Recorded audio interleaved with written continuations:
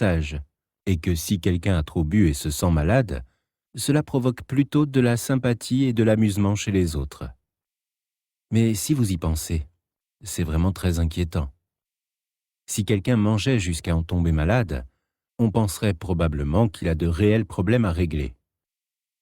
Il y a plusieurs choses que nous devons examiner ici. Tout d'abord, pourquoi voudrions-nous boire au point de nous sentir mal? Si vous avez soif, vous pouvez avoir envie d'un verre d'eau. Si vous buvez un verre d'eau, la soif disparaît et l'envie de boire de l'eau en fait autant.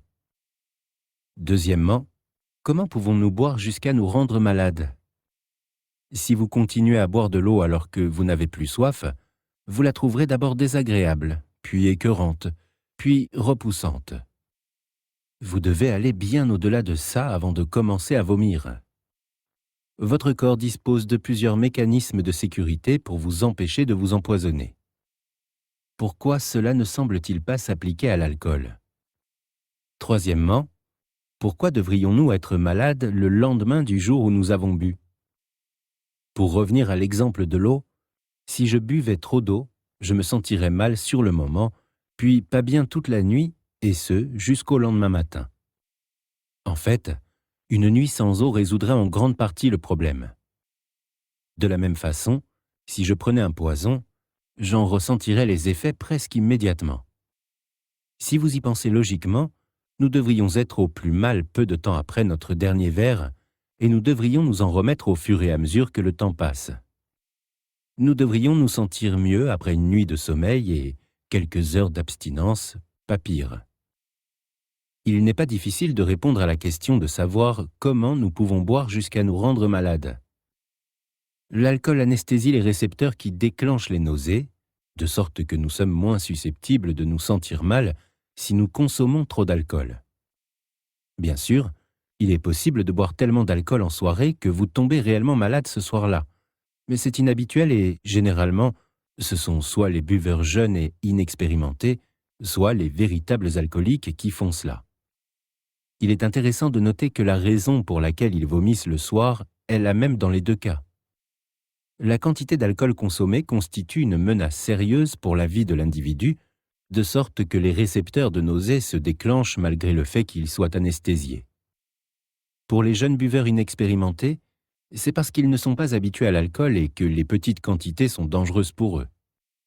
Pour l'alcoolique, c'est parce qu'il atteint un niveau où la quantité d'alcool nécessaire pour atteindre un certain équilibre atteint des niveaux très dangereux. C'est à la première question qu'il est le plus difficile de répondre. Pourquoi voudrions-nous trop boire? Comment fait l'alcool pour créer en nous le désir de continuer à boire, même si nous savons que nous devons arrêter? Pour répondre à cette question, nous pourrions dire que l'alcool a un goût délicieux, et comme il arrive à déjouer le mécanisme infaillible qui nous empêche d'abuser de quelque chose, la tendance est de simplement continuer à boire. Mais encore une fois, c'est une explication trop simple. Nous avons déjà parlé du goût de l'alcool, mais si nous buvions uniquement pour le goût, nous pourrions très facilement remplacer notre boisson par une version non alcoolisée. D'ailleurs, j'aime le goût de certains aliments plus que d'autres.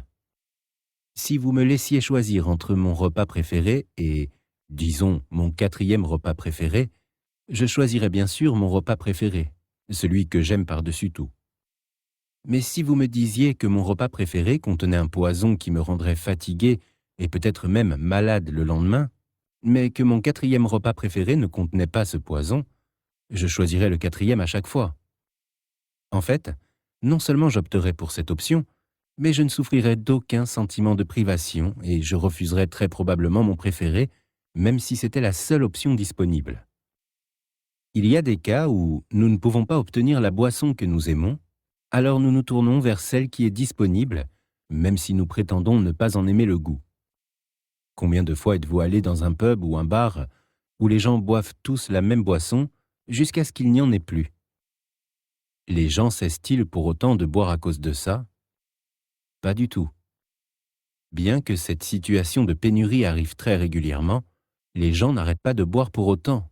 Ils se tournent plutôt vers autre chose.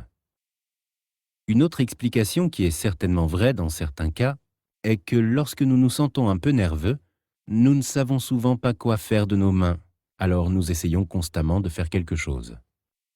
Si nous tenons un verre, alors il est probable que nous le buvions constamment. Ainsi, par exemple, dans une situation où nous sommes debout, en train de discuter avec des gens que nous ne connaissons pas bien, peut-être des connaissances professionnelles, avec une boisson entre les mains et nulle part où la poser, nous aurons tendance à continuer à la boire. La situation est exacerbée si, comme c'est souvent le cas dans ce genre de situation, les boissons sont constamment rechargées. J'ai été dans une situation similaire avec des boissons sans alcool. Même quand la boisson commençait à me donner la nausée, je continuais à la siroter. Cependant, encore une fois, cela ne fournit pas une explication complète. Il y a de nombreuses situations où nous ne nous sentons pas du tout nerveux et où nous avons quand même tendance à trop boire. Par exemple, boire avec des gens avec qui nous nous sentons tout à fait à l'aise, ou prendre un verre avec quelqu'un en regardant la télévision, ou même boire seul. Pourquoi avons-nous tendance à trop boire dans de telles situations? La raison, c'est que nous continuons à boire à cause de la sensation que l'alcool peut procurer. Deux facteurs entrent en jeu ici. Tout d'abord, l'effet relaxant induit par l'alcool s'estompe rapidement et doit être renouvelé. Deuxièmement, la sensation ne s'atténue pas seulement en nous laissant le même sentiment qu'avant la consommation. Elle s'atténue en laissant un sentiment d'anxiété correspondant, ce qui a pour résultat net que nous nous sentons moins détendus qu'avant d'avoir bu.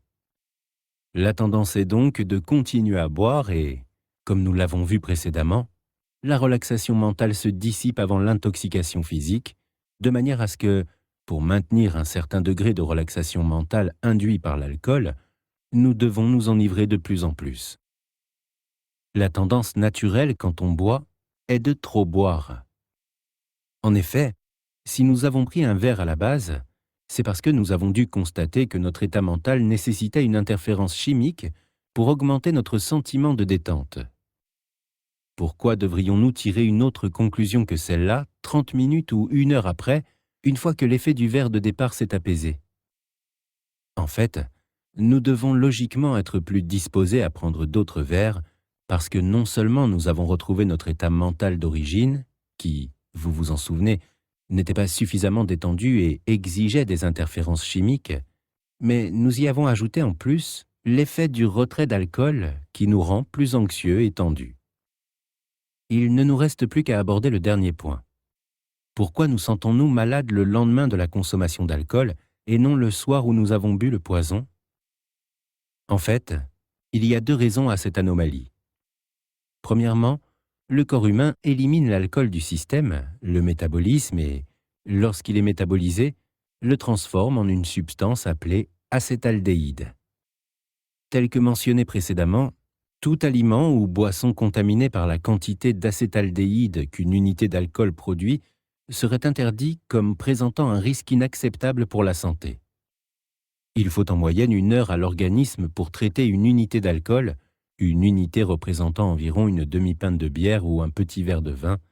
Donc, on voit bien comment l'acétaldéhyde continue à s'accumuler pendant plusieurs heures après avoir arrêté de boire. La deuxième raison est que l'alcool anesthésie les récepteurs qui déclenchent la nausée. Ce n'est donc que lorsque cet effet anesthésiant s'estompe que la nausée prend toute son ampleur. Ce que nous faisons en fait, c'est prendre un poison qui nous rendrait extrêmement malades en temps normal, mais l'effet anesthésiant de l'alcool fait que nous ne pouvons pas ressentir la maladie. Ce n'est pas que nous ne sommes pas malades pendant la soirée, c'est juste que nous ne le sentons pas. Nous comprenons maintenant pourquoi il est si facile de trop boire.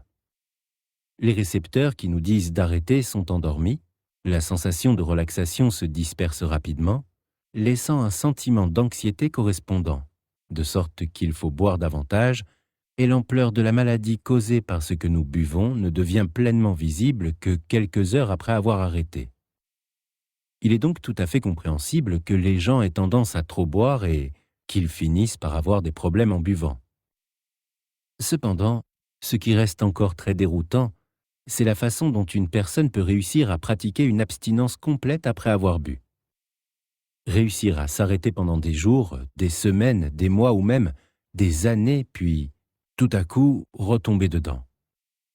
L'une des grandes causes de frustration chez les personnes qui travaillent dans les centres de soins en addictologie réside dans la façon dont une personne admise dans un état fébrile, tremblotant, pathétiquement désordonné, convaincue d'avoir un grave problème d'alcool et déterminée à s'arrêter, peut se retrouver, à peine quelques jours plus tard, à rire de bon cœur de cet incident, toute heureuse de prendre un autre verre avec la ferme certitude qu'elle n'a pas de problème et que, cette fois-ci, elle sera capable de garder le plein contrôle de la situation. Et en effet, ces certitudes constituaient mon principal adversaire quand j'essayais d'arrêter de boire. Ce n'était pas tant que je ne pouvais pas m'arrêter à court terme, c'était que je ne pouvais jamais m'arrêter trop longtemps.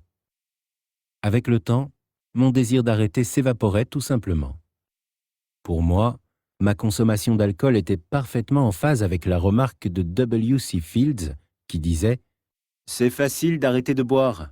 Je l'ai fait des milliers de fois. » Dans le prochain chapitre, nous allons disséquer et expliquer ce phénomène.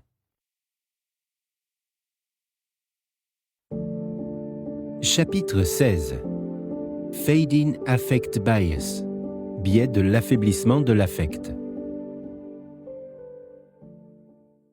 Le Fading Affect Bias, FAB, décrit essentiellement le processus par lequel les bons souvenirs persistent plus longtemps que les mauvais, ou plus exactement, la tendance que nous avons, au fil du temps, à voir les événements du passé sous un angle positif.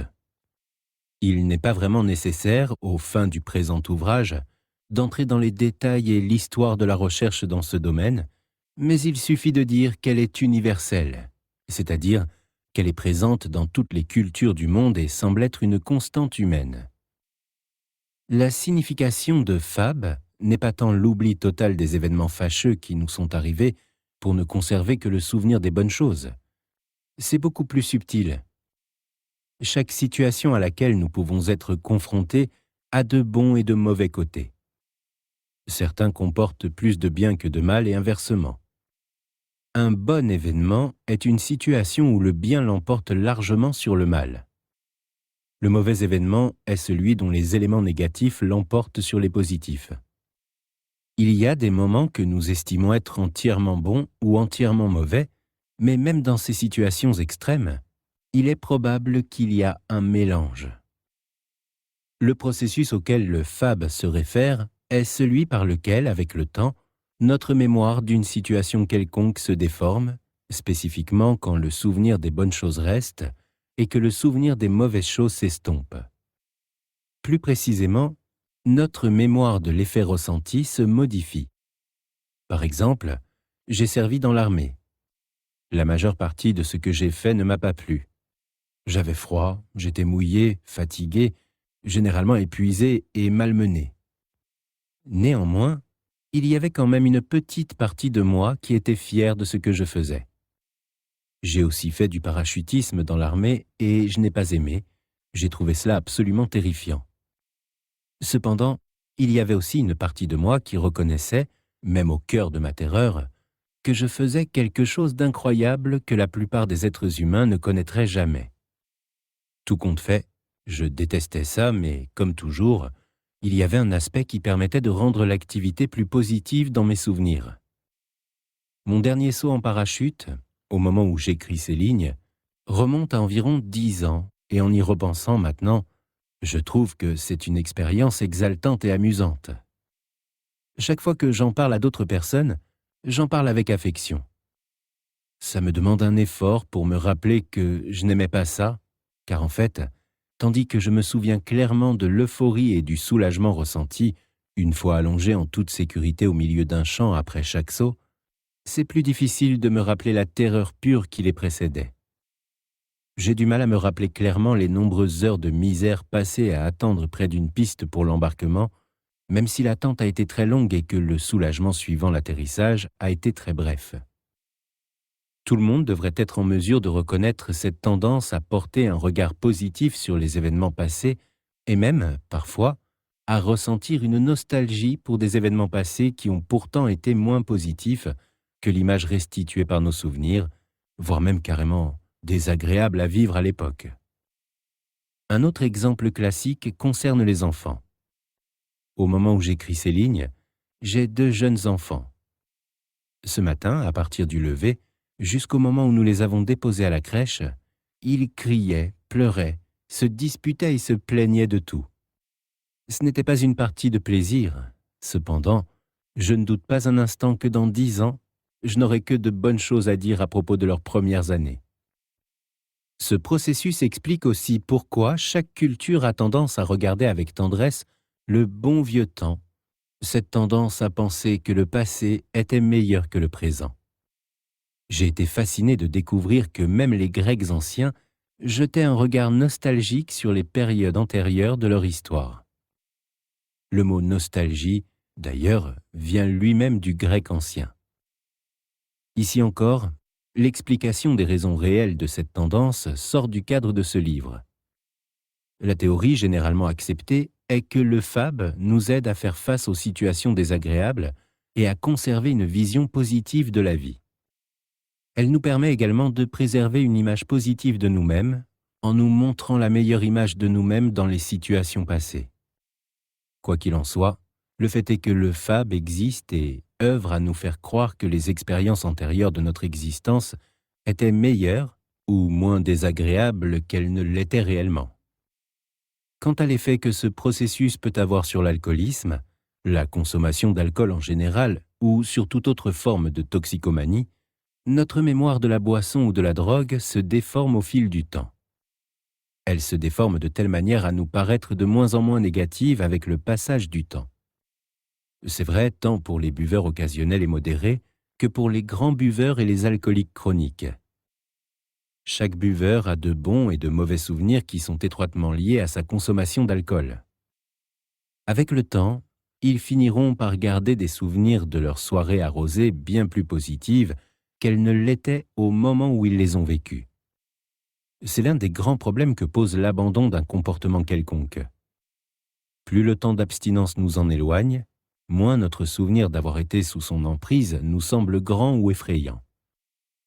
Par conséquent, pour les alcooliques chroniques qui sortent tout juste d'une période de consommation particulièrement forte, ils ou elles se souviennent absolument de tout.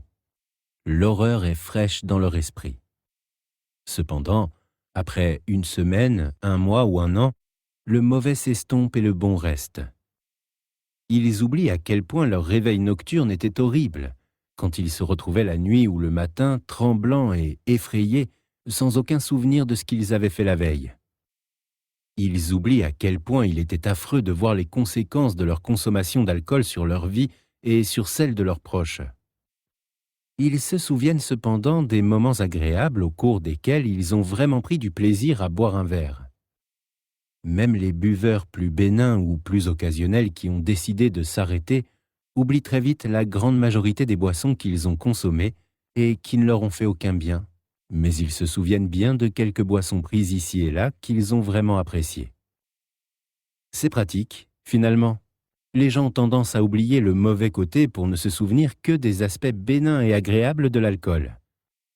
À cela s'ajoute le fait qu'ils pensent avoir triomphé de lui. Après tout, ils ont passé X semaines, mois ou années sans boire et ont prouvé qu'ils pouvaient arrêter. S'ils sont confrontés à une rechute, ils sont confiants de pouvoir s'arrêter de nouveau, l'ayant déjà fait une fois. Au fil du temps, la tendance générale est donc de devenir disposés à boire de nouveau.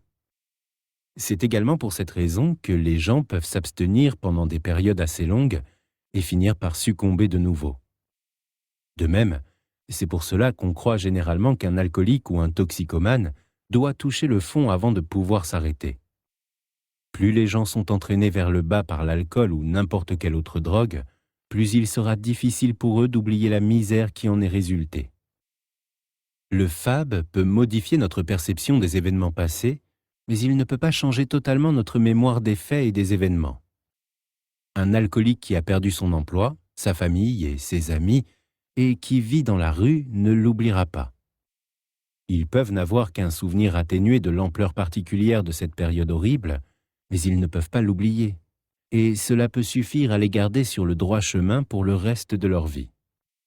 En d'autres termes, si vous rencontrez quelqu'un, que vous tombez amoureux de cette personne, et que par la suite vous vous séparez, vous risquez d'être affectivement brisé et de vous languir d'elle pendant le reste de votre vie.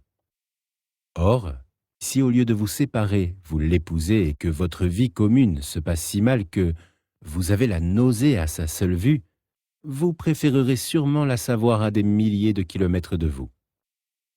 Les effets du FAB sont d'autant plus prononcés parce qu'il y a beaucoup d'alcooliques et de grands buveurs adorables présents dans les films ou à la télévision.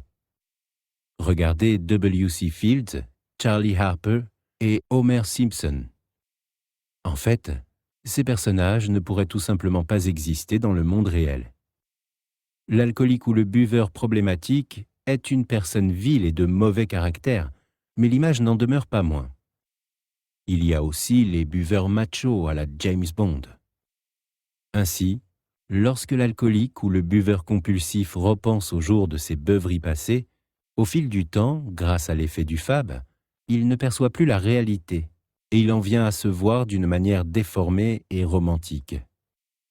Il commence à penser que ce n'était pas aussi grave que ça, et, ce qui est le plus dangereux, il commence à penser que cette fois-ci, il sera capable de garder le contrôle de la situation. Le FAB décrit un processus qui court sur le long terme, mais il existe un autre processus qui a un effet similaire, mais à plus court terme. La nature est ainsi faite que lorsque nous nous sentons physiquement malades, nous nous sentons aussi mentalement déprimés, voire chroniquement déprimés, et certainement beaucoup moins positifs que nous ne devrions l'être. Une fois de plus, ce mécanisme contribue à notre protection. Si un animal, y compris un être humain, est physiquement malade, il ne devrait pas se trouver en situation de chasser, de se battre, etc., car il est bien plus susceptible d'être tué. Ainsi, lorsque nous sommes malades, notre cerveau nous incite à nous cacher dans un endroit sûr et à nous reposer. Cependant, lorsqu'un animal se sent bien physiquement, la sensation mentale de bien-être revient et il se sent positif, entreprenant et solide. La condition physique du corps est étroitement liée à celle de l'esprit. Il est également vrai, comme nous l'avons mentionné précédemment, que l'alcool provoque la dépression en raison du déséquilibre chimique subi par le cerveau après une séance de consommation. Ainsi, lorsque nous venons de nous réveiller après une cuite, nous sommes physiquement malades et donc mentalement affaiblis, et nous souffrons également de la dépression directe causée par notre consommation précédente. Nous voyons notre consommation d'alcool, comme tout le reste, de la pire manière possible et en concluons que nous avons un grave problème d'alcool. Cependant, seulement 1 ou 2 jours après, notre bien-être physique s'améliore considérablement et notre état psychologique également. Le déséquilibre chimique se dissipe graduellement et au cours des jours suivants, nous commençons à nous sentir mentalement beaucoup plus forts. Les sombres pensées qui nous accablaient après notre douloureux réveil ne semblent plus aussi problématiques. Nous commençons à avoir une vue globale beaucoup plus positive et l'image de l'alcoolique chronique s'efface devant celle de l'aimable buveur ou du macho qui boit sec, et ainsi, nous devenons enclins à penser que nous n'avons pas vraiment de problème et que, par conséquent, nous pouvons recommencer à boire. Chapitre 17. Un frein à l'esprit, boire par ennui. L'un des effets de l'alcool sur votre esprit consiste en un ralentissement de votre cerveau et vous finissez par penser plus lentement. Le traitement des choses prend plus de temps. La résolution des problèmes mentaux dure plus longtemps. Quand vous buvez, vous devenez littéralement plus stupide. Cet effet peut conduire certaines personnes à boire par ennui. Sur un plan superficiel, boire pour soulager l'ennui semble ridicule. Après tout, l'ennui est un état qui résulte de l'absence de sujets aptes à nous occuper mentalement. Commander ou se préparer un verre, le boire, puis répéter ce processus encore et encore, n'est guère susceptible de garder quelqu'un occupé pendant une longue période de temps. Il est donc clair que c'est l'effet de l'alcool, plutôt que la consommation réelle de la boisson, qui soulage l'ennui. Mais comment l'alcool s'y prend-il? En ralentissant votre pensée, votre esprit a de moins en moins besoin de s'occuper. C'est pourquoi les buveurs peuvent s'asseoir dans un bar ou dans un pub et dire des âneries inintéressantes à un inconnu pendant des heures, ou s'asseoir devant la télé en regardant des futilités qui les ennuieraient autrement. L'alcool ne rend pas les choses intéressantes. Il rend l'esprit si stupide que des choses qui l'auraient autrement ennuyé suffisent soudainement à l'occuper. Cette tendance est exacerbée par la fatigue générale liée à la consommation d'alcool. Nous avons moins d'énergie et d'enthousiasme, donc nous ne nous donnons pas la peine d'occuper notre temps avec une activité, un passe-temps digne de ce nom. Alors, par défaut, nous restons assis dans un bar ou assis devant la télé. Cela devient un cercle vicieux. Cette fatigue qui empêche le buveur de trouver quelque chose de vraiment intéressant pour occuper son temps augmente son ennui, l'ennui augmente sa consommation d'alcool, qui augmente sa léthargie et ainsi de suite. Beaucoup de gens considèrent qu'ils n'ont pas de problème d'alcool, mais disent aussi qu'ils préfèrent ne pas boire du tout plutôt que de ne boire qu'un ou deux verres. J'ai moi-même fait partie de cette catégorie pendant de nombreuses années. Cependant, si nous analysons plus en détail, nous verrons que les implications qui en découlent sont lourdes de conséquences. Nous reviendrons plus en détail sur ce point dans le prochain chapitre.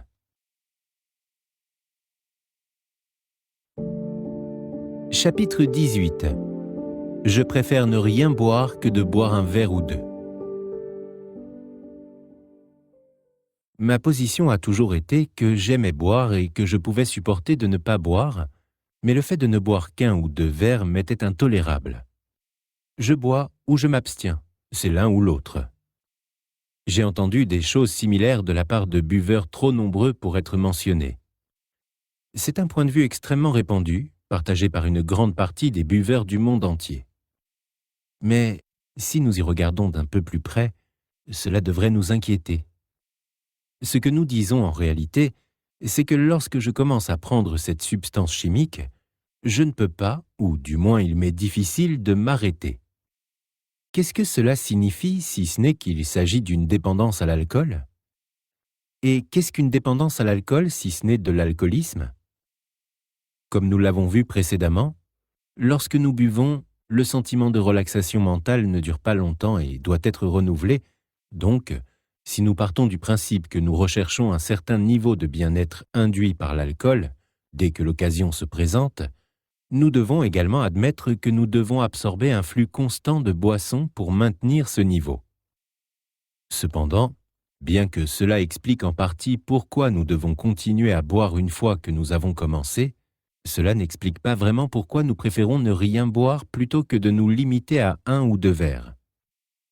S'il ne s'agissait que du fait que le sentiment de relaxation tend à disparaître graduellement, nous laissant dans l'état où nous étions auparavant, alors il serait logiquement préférable de boire un ou deux verres plutôt que rien. Après tout, si nous préférons profiter des événements avec le sentiment de relaxation que nous apporte l'alcool, alors comment se fait-il que nous préférons nous en passer complètement dans les cas où il n'y a que peu d'alcool à disposition? Dans la mesure où cette quantité de boisson nous permettrait de passer la moitié, le quart ou le huitième de la soirée dans cet état de relaxation que nous recherchons habituellement, pourquoi préférons-nous ne pas en consommer du tout plutôt que d'en consommer un peu? Ce phénomène s'explique mieux si nous considérons le fait que le sentiment de relaxation mentale induit par l'alcool ne se dissipe pas en laissant place au même état d'esprit dans lequel nous étions avant de boire, mais en laissant un sentiment d'anxiété et de détresse. En conséquence, une fois que l'on a commencé, il n'y a d'autre issue que de continuer afin de soulager le sentiment d'anxiété, de ne pas le subir et, si nous n'arrivons pas à le soulager, nous préférons alors ne pas le subir du tout.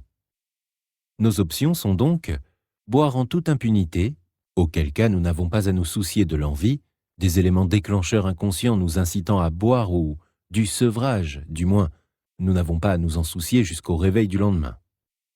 Ne pas boire du tout, ce qui nous permet de ne souffrir que des éléments déclencheurs subconscients et éventuellement de l'état de manque, ou bien ne boire qu'un verre ou deux, ce qui nous fait souffrir de sevrage après une ou deux consommations et des éléments déclencheurs inconscients, qui sont beaucoup plus redoutables quand ils sont provoqués par le sevrage. Donc, De façon tout à fait logique et compréhensible, nos options, par ordre de préférence, sont boire, s'abstenir, consommer 1 ou 2 verres. En fait, bien des gens ne tenteront même pas cette dernière option. En fait, cette tendance à ne pas consommer du tout, ou à consommer beaucoup, s'accentue à mesure que les années passent. Lorsque nous buvons, avec le temps, le corps devient plus apte à libérer des stimulants pour contrer l'alcool. Certains vont sans doute se dire « Et alors, n'est-ce pas une bonne chose ?» La caféine est un stimulant et une tasse de café nous laissera plus éveillés et énergiques qu'auparavant. Bien que cela soit sans aucun doute exact, je suis sûr que la plupart des gens qui boivent de la caféine en ont trop bu de temps à autre. Cette sensation est résolument désagréable.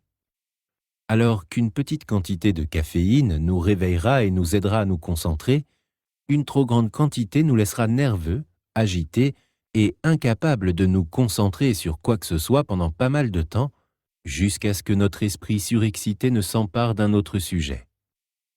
Nous serons alors beaucoup plus susceptibles d'analyser quelque chose jusqu'à s'en faire de la bile. Ce à quoi nous portons atteinte lorsque nous buvons, c'est l'équilibre du fonctionnement chimique et physiologique très finement élaboré de notre corps et de notre esprit, atteinte qui nous laisse complètement désorientés. Quelle conclusion logique tirer de tout ceci? Au fur et à mesure que notre corps devient plus réactif pour contrer l'alcool, il augmente l'efficacité et la rapidité de sa réaction. La quantité de stimulants que le corps est capable de sécréter et de libérer, ainsi que la vitesse de réaction à l'entrée d'alcool dans le corps s'accroissent. Ainsi, à mesure que nous nous habituons de plus en plus à l'alcool, nous avons besoin davantage d'alcool pour nous sentir dans un état normal, et l'effet relaxant d'un verre s'estompe rapidement et sera tout aussi rapidement remplacé par un sentiment d'inquiétude et d'anxiété. En réalité, le processus va même encore plus loin que ça. À un stade avancé, le corps devient si habile à contrer l'alcool et si habitué à ce que l'alcool soit ingurgité à un certain niveau qu'il réagit non seulement à l'alcool qui est entré dans notre système, mais également en anticipation de l'alcool à venir. Pour expliquer cela en détail, nous aurons recours à un exemple. Si vous buvez régulièrement votre dose moyenne, disons 10 verres, votre corps et votre cerveau s'y habitueront. Par conséquent, si vous ne buvez qu'un verre, votre corps anticipera immédiatement les 9 verres suivants et agira en prenant en compte le volume correspondant à ces 10 verres et non pas seulement au seul verre consommé. Lorsque le buveur atteint ce stade, un seul verre n'aura pratiquement aucun effet bénéfique et lui causera même une sensation de tension et d'insécurité plus forte que s'il n'avait rien consommé. Cela est dû au fait que le corps est tellement habitué à ce que l'alcool soit ingéré à un niveau plus élevé à chaque fois qu'il est consommé, que la première boisson enverra simplement le signal qu'un assaut d'alcool arrive, et la réaction à ce verre annonciateur sera la sécrétion d'un flux élevé du stimulant destiné à neutraliser un volume bien supérieur au seul verre réellement consommé, laissant le buveur se sentir moins bien que s'il n'avait rien bu. Ainsi, ce n'est pas seulement la sensation de détente attendue de la consommation d'un verre qui, quand elle se dissipe, laisse le buveur confronté à une anxiété qui requiert un renouvellement de la dose, mais le problème, pour beaucoup de gens, résulte du fait qu'un seul verre ne fait rien d'autre que de les pousser à en vouloir d'autres. Il devient nécessaire de boire plusieurs verres rien que pour obtenir la sensation de détente et de calme obtenue précédemment avec un seul verre. C'est pourquoi, au fur et à mesure que notre consommation progresse, nous avons tendance à boire des boissons plus fortes, des volumes plus importants, plus rapidement, et le plus souvent, une combinaison des trois. Il est également vrai, comme nous l'avons vu précédemment, que la sensation agréable produite par une boisson est rapidement remplacée par une sensation désagréable, et un autre verre est indispensable pour rester serein. Mais ce processus de remise à niveau se répète bien plus rapidement que le processus de dégrisement, avec pour résultat inéluctable l'ivresse. La rapidité avec laquelle elle se produit dépendra de l'habileté de l'organisme à composer avec l'alcool. Plus nous buvons depuis longtemps, plus notre corps maîtrise cela. Bien sûr, occasionnellement, la plupart des gens seront capables de résister à cet engrenage et resteront suffisamment sobres pour tenir leur rang, et en effet, en de rares occasions, ils parviendront à ne boire qu'un ou deux verres avant de s'arrêter. Mais ce ne sera qu'une escamouche remportée dans une bataille perdue d'avance. Ce ne sera jamais la tendance naturelle qui commande de finir ivre. Pour l'alcoolique ou le buveur excessif, ce n'est qu'une question de temps avant qu'il se réveille, les yeux vaseux, sans se souvenir de la fin de la soirée, dans l'inquiétude de ce qu'il a fait, de qui il a pu fâcher, ou à quel niveau inconnu de déchéance il est tombé.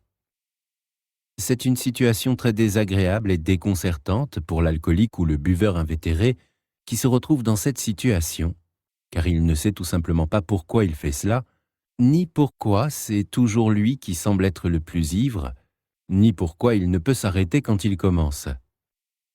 Il est compréhensible qu'il finisse par penser qu'il y a quelque chose qui cloche chez lui.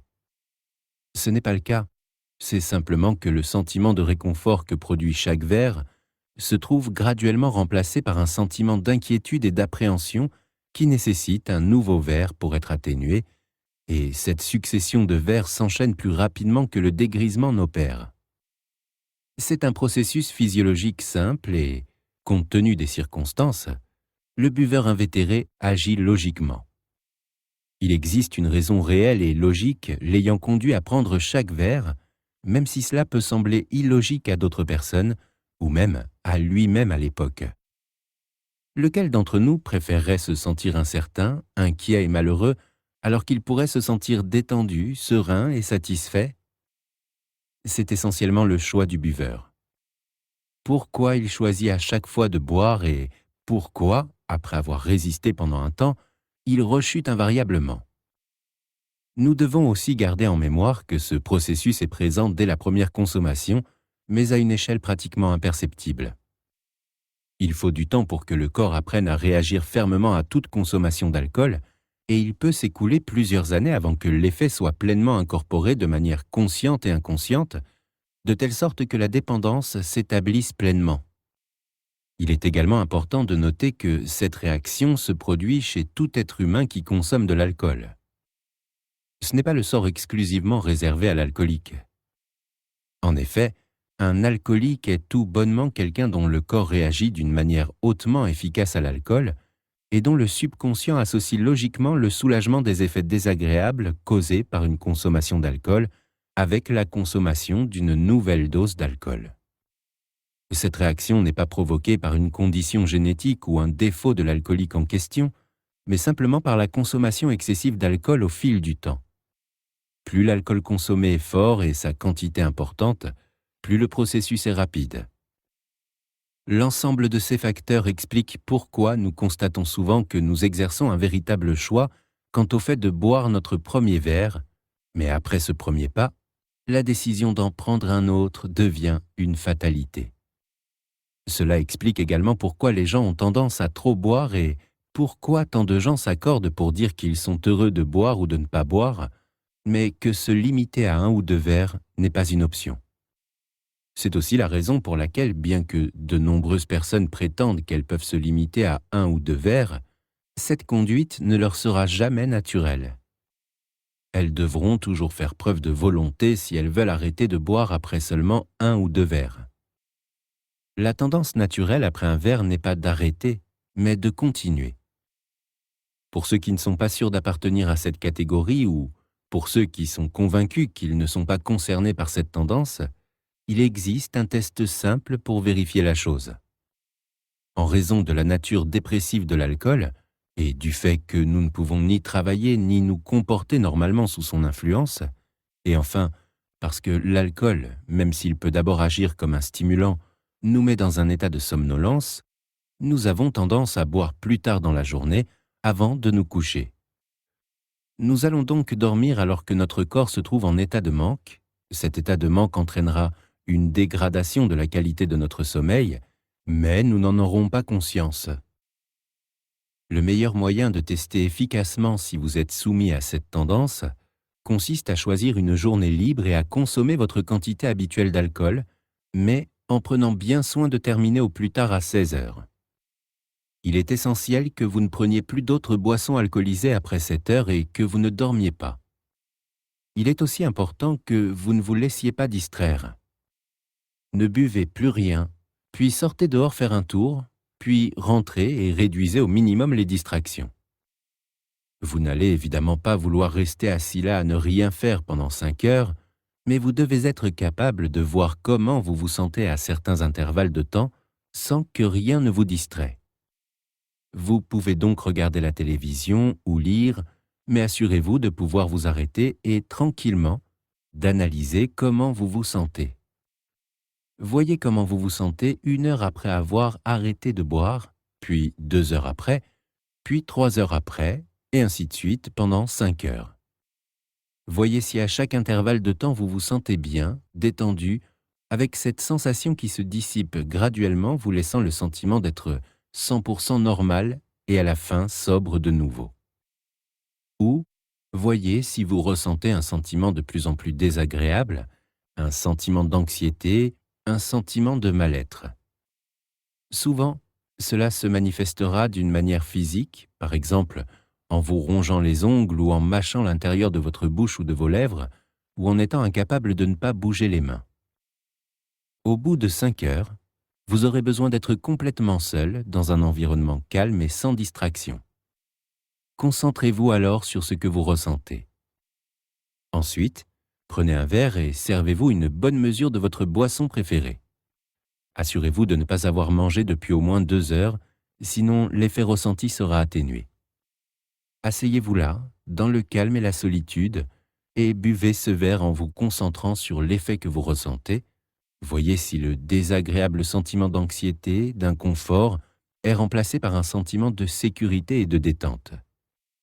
Si c'est le cas, félicitations, vous venez de vous prouver que vous avez tous les éléments nécessaires pour devenir un alcoolique chronique. Supposons maintenant que vous soyez dehors et que vous buviez depuis quelques heures. Combien de verres, d'après vous, consommerez-vous au total alors que vous êtes libre de décider de vous resservir, et combien de verres, d'après vous, seront pris du fait de ce désagréable sentiment d'anxiété qui grandit en vous et conduit votre inconscient à vous dire que vous avez besoin d'un nouveau verre, puis encore d'un autre, afin de chasser ce pénible sentiment et vous permettre de vous sentir à nouveau normal. La période de 5 heures mentionnée plus haut et dans le chapitre sur le sommeil est ici essentielle. Bien que la sensation désagréable que nous ressentons lorsque nous cessons de boire commence presque immédiatement après qu'un verre a été vidé, elle atteint son maximum après environ 5 heures. Ce laps de temps peut être modifié si nous continuons à boire après avoir mangé. Je buvais souvent l'estomac vide, je mangeais après, puis je cessais de boire. Habituellement, à ce moment-là, j'étais trop ivre et je voulais juste aller dormir. En ces occasions, je me réveillais presque exactement 5 heures après avoir ingéré le dernier verre. Cependant, si je mangeais et rebuvais ensuite, le temps écoulé entre la fin de la consommation d'alcool et le réveil était beaucoup plus imprévisible. Ceci découle du fait que le corps humain met plus de temps à traiter les aliments solides que liquides. Ainsi, lorsque nous mangeons puis prenons un verre, un pourcentage de la boisson se mélange avec les aliments et met plus de temps à entrer dans notre circulation sanguine. Même si vous finissez votre dernier verre à, disons, 23 heures, il se peut que vous ne soyez pas réveillé exactement 5 heures après, car l'alcool contenu dans ce dernier verre, ou un pourcentage important de celui-ci, n'est réellement absorbé dans notre système qu'avec un certain temps de retard. C'est pour cela que boire avec l'estomac plein tend à être moins enivrant, mais c'est aussi pourquoi l'effet a tendance à être moins agréable. La rapidité de l'effet agréable ressenti, ainsi que celle de l'intoxication alcoolique correspondante, sont toutes deux retardées par l'alimentation.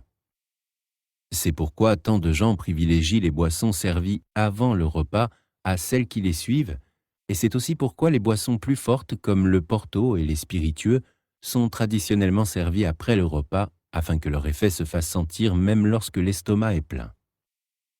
Jusqu'à présent, dans ce livre, nous avons adopté une approche très objective de l'alcool. Nous avons également abordé les principaux effets qu'il produit sur les êtres humains, des effets purement scientifiques aux effets purement psychologiques, et la façon dont la combinaison de ces effets constitue l'alcoolisme tel qu'il est actuellement appréhendé. Nous avons aussi examiné la raison pour laquelle la consommation d'alcool est si répandue. Il est toutefois utile de situer ces considérations dans un contexte plus subjectif et de les expliquer davantage à l'aide de quelques exemples spécifiques et génériques. Le cheminement vers l'alcoolisme est légèrement différent selon qu'il s'agit d'un buveur occasionnel ou d'un buveur régulier.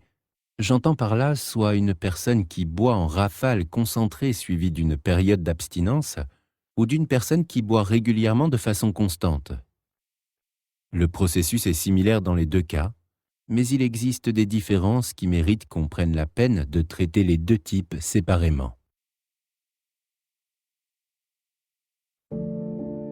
Chapitre 19. Le processus pour un buveur excessif. Pour résumer où nous en sommes, l'alcool est un poison. L'empoisonnement constant du corps crée une sensation de malaise. La privation de sommeil créera, pour sa part, un sentiment général de dépression. C'est le cas que nous buvions tous les jours ou non. La privation de sommeil quotidienne sera nuisible, mais même la privation occasionnelle, 1 ou 2 fois par semaine, produira son effet. Un verre, en plus de l'anxiété ressentie, éliminera également la sensation de malaise, car l'alcool est un dépresseur. J'insiste sur le fait que l'alcool supprimera le sentiment, mais pas le malaise. En fait, bien que le sentiment de maladie soit éliminé, la maladie elle-même demeure et s'aggrave en raison de l'absorption d'une dose de poison supplémentaire. De plus, comme nous l'avons déjà dit, l'alcool provoque une augmentation de l'adrénaline et d'autres stimulants chimiques qui sont libérés par le cerveau. Cela nous rend anxieux. La caféine, la nicotine et d'autres stimulants chimiques contribueront eux aussi à nous rendre anxieux. L'alcool, en tant que dépresseur, supprimera cette sensation et créera ainsi une sensation de détente. C'est pour cette raison que les personnes qui mènent une vie stressante et ou qui ont tendance à trop fumer ou à boire beaucoup de caféine ont plus tendance à boire. Cependant, il est bon de garder à l'esprit que ces effets ne s'enregistrent correctement qu'au niveau de notre subconscient. Nos processus de pensée ne fonctionnent pas comme détaillé ci-dessous. 1. Je me sens anxieux et j'ai besoin de me détendre, que ce soit en raison des aléas de la vie en général, de l'effet d'une consommation antérieure d'alcool, d'autres drogues comme la nicotine ou la caféine, ou d'un mélange des trois. 2. Je vais prendre un verre. 3. Ce verre m'a détendu, je me sens mieux. 4. Le temps ayant passé, je me sens en fait moins détendu et plus nerveux qu'avant de prendre ce verre. 5. Je vais maintenant prendre un autre verre pour soulager mon sentiment de tension actuelle. Ce dont nous avons conscience, c'est qu'à l'occasion, un verre nous fait nous sentir mieux et, parfois même, il semble avoir un effet plus positif que d'autres. Dans leurs premiers jours de consommation d'alcool, les buveurs compulsifs ou les buveurs de fin de semaine, par exemple les personnes qui boivent beaucoup quand elles boivent, mais qui alternent ensuite des périodes de pause dans leur consommation, subissent des effets négatifs relativement mineurs après avoir bu et peuvent les surmonter sans trop de dommages. Nous sommes plus jeunes et plus forts et nous n'avons pas à composer avec des années d'empoisonnement et de perte de sommeil. Même lorsque nous rencontrons une horrible gueule de bois, nous ne savons que trop bien qu'elle est causée par l'alcool et il est clair pour nous que l'abstinence et le temps permettront d'en venir à bout. C'est la véritable raison pour laquelle l'alcoolisme, tel que la société le définit généralement, prend tant de temps à se développer. Au début, nous reconnaissons consciemment et inconsciemment que l'alcool est la cause du problème. Nous nous sentons malades, tremblants et déprimés. Nous en rejetons la faute, à juste titre, sur l'alcool que nous avons bu et nous évitons de continuer à boire jusqu'à ce que nous nous sentions mieux, car à ce moment-là, l'idée même d'une boisson alcoolisée nous répugne. Le conscient et le subconscient sont d'accord. l'alcool a causé le problème et l'abstinence le guérira. Il n'y a aucun désir de boire un verre et en effet, nous aurions du mal à en prendre un, même si nous le décidions. Cependant, au fil des semaines, des mois, des années et même des décennies, des occasions se produiront au cours desquelles nous nous sentirons mal ou pas tout à fait bien du fait de l'alcool, mais même si notre corps tire le signal d'alarme, nous continuerons à boire quand même. Un mariage en est un exemple classique, surtout si les invités doivent faire un long voyage pour s'y rendre et y passer la nuit. Ils ont tendance à arriver la veille. Il s'agit d'une occasion joyeuse et sociale qui constitue traditionnellement une bonne occasion de boire, et c'est le début de la consommation. Il se peut que vous voyiez des gens que vous n'avez pas vus depuis un certain temps, et vous rencontrerez probablement aussi des inconnus et vous discuterez avec eux. Cela peut provoquer une certaine appréhension, mais pas de problème, car dès que l'échange commence, la consommation d'alcool commence aussi, nous nous sentons plus détendus, la boisson coule à flot, tout le week-end est devant nous et c'est l'occasion de célébrer. C'est un exemple classique d'une occasion où nous avons tendance à trop boire. Le lendemain, nous nous sentirons fatigués, nous aurons probablement la gueule de bois et notre corps compensera l'excès d'alcool en déversant des stimulants supplémentaires dans notre système, ce qui nous rendra encore plus anxieux et fragiles. Habituellement, notre réaction serait d'arrêter de boire. Mais c'est un mariage, donc, à moins d'être vraiment malade, nous finirons par boire à nouveau et probablement un peu plus tôt qu'un peu plus tard. La plupart des mariages se font le matin et boire avant la cérémonie est habituel. Par conséquent, nous commençons la journée avec un potentiel inférieur à 100% dû à la consommation d'alcool, souffrant peut-être d'une véritable gueule de bois. Habituellement, cela entraînerait une répulsion pour l'alcool, mais les boissons coulent et nous sommes poussés à lever un verre. Si nous ne sommes pas trop nauséeux pour boire, et en supposant que nous soyons capables à la fois de le vider et de le garder à la main, la fatigue, la tension, l'anxiété, les nausées et autres maux de tête disparaîtront. Cet effet résulte de l'effet anesthésiant et dépressif de l'alcool. Nous nous sentons beaucoup mieux après avoir pris une boisson. Cela pourra ou non s'enregistrer dans notre conscience, mais cela s'enregistrera certainement dans notre subconscient. C'est une leçon importante que nous avons apprise, consciemment ou inconsciemment. Le sentiment désagréable causé par la consommation excessive d'alcool peut être atténué par une consommation additionnelle. Imaginons que nous consommons le premier verre avant la cérémonie. Nous assistons ensuite à la cérémonie.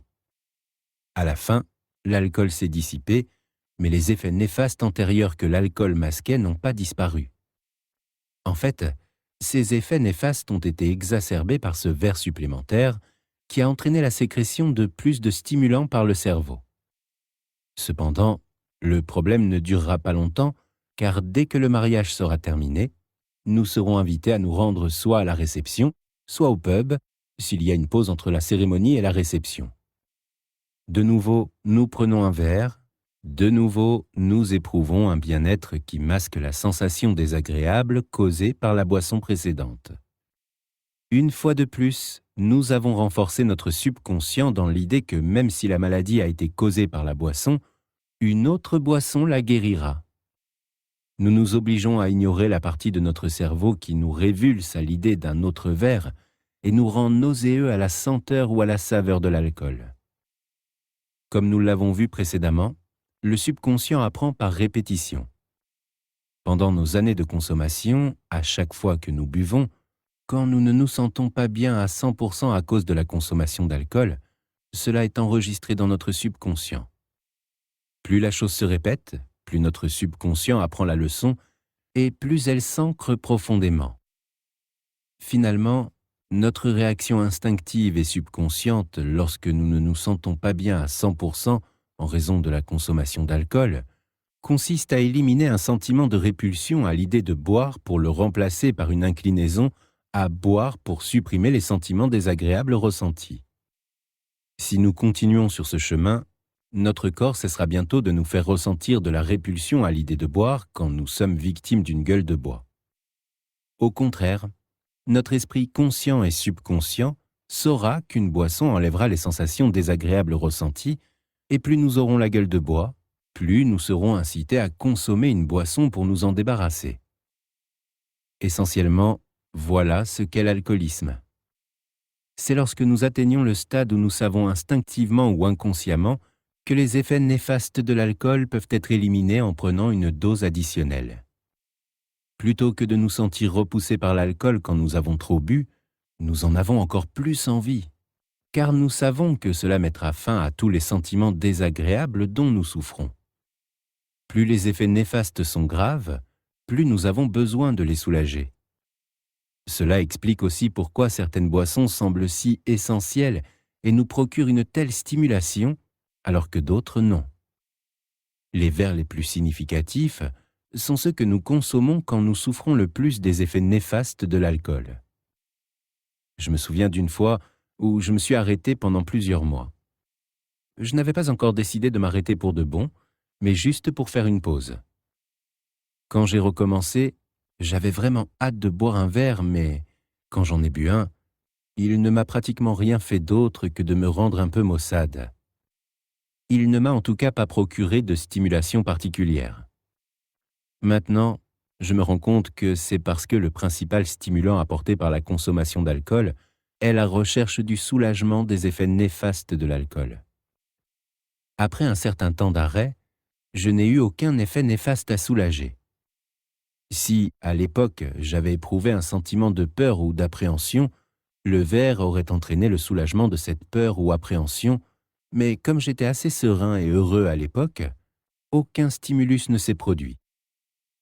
Le mariage est un exemple assez convaincant de la pression qui s'exerce sur le buveur pour l'inciter à boire, alors même que son esprit conscient et son subconscient lui disent de ne pas le faire. Il y a aussi une partie de son cerveau qui pense qu'un événement social ne peut être pleinement apprécié sans une boisson alcoolisée. Ceci, ajouté à la pression exercée par d'autres personnes pour qu'il prenne un verre, signifie que 9 fois sur 10, il s'exécutera, éprouvera la stimulation correspondante, et cette expérience aura un impact sur son subconscient. Cependant, cette situation se présente régulièrement, mais à une échelle moins prononcée. Au Royaume-Uni, il y a une énorme culture de la consommation d'alcool le week-end, c'est-à-dire le vendredi et le samedi soir. Je me souviens plein d'occasions dans ma jeunesse, trop nombreuses pour que je puisse les citer, où nous organisions de grandes soirées les vendredis et samedis et que je passais le samedi à me forcer à ingurgiter de la bière que je ne désirais pas vraiment parce que j'avais encore la gueule de bois du vendredi soir. Chaque gorgée de bière que j'arrivais à boire avait un impact sur mon subconscient, lui apprenant que plus d'alcool pouvait éliminer les effets néfastes des excès de la veille. Des vacances entre amis constituent un autre exemple classique. Pendant une semaine ou une quinzaine de jours, je buvais, ou du moins, je m'efforçais de boire tous les jours. Chaque verre que j'ai réussi à consommer était une autre pierre ajoutée au mur qui allait constituer une prison mentale connue sous le nom d'alcoolisme. De cette manière, et avec le temps, l'alcoolisme se développe chez le buveur excessif. Le processus s'accélère parce que le corps et le cerveau du buveur alcoolisé s'habituent à ce que de grandes quantités d'alcool soient absorbées à chaque occasion, de sorte, comme exposé précédemment, qu'à chaque verre, le cerveau libère une quantité de stimulants bien supérieure à ce que nécessiterait un premier ou un deuxième verre, et c'est alors plus difficile pour le buveur compulsif d'arrêter de boire au milieu d'une période remplie de beuveries. Quand il commence, il continue de boire jusqu'au bout. Examinons maintenant le processus qui s'applique aux buveurs réguliers. Chapitre 20. Le processus pour un buveur régulier. L'habituation du subconscient à l'idée qu'une boisson peut atténuer les effets négatifs des boissons précédentes a un impact significatif sur le buveur compulsif. Le même principe s'applique, bien que de manière moins marquée, aux buveurs réguliers, c'est-à-dire à celui qui consomme des quantités moindres mais de façon plus systématique.